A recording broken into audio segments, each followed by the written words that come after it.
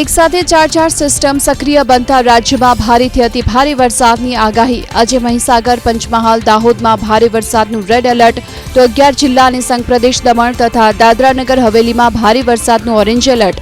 10 જિલ્લામાં છૂટાછવાયા સ્થળોએ ભારે વરસાદનું યલો એલર્ટ।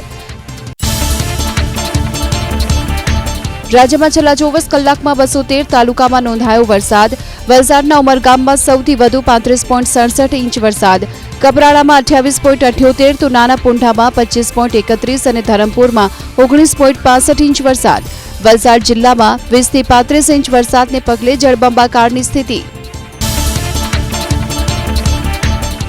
નવસારી જિલ્લામાં સરેરાશ 7 થી 17 ઇંચ સુધીનો વરસાદ। આજે પણ ભારે વરસાદનું ઓરેન્જ એલર્ટ।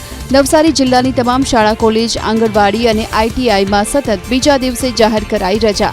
તમામ શૈક્ષણિક સંસ્થાઓને ઓનલાઈન શિક્ષણ ચાલુ રાખવા કલેક્ટરની સૂચના।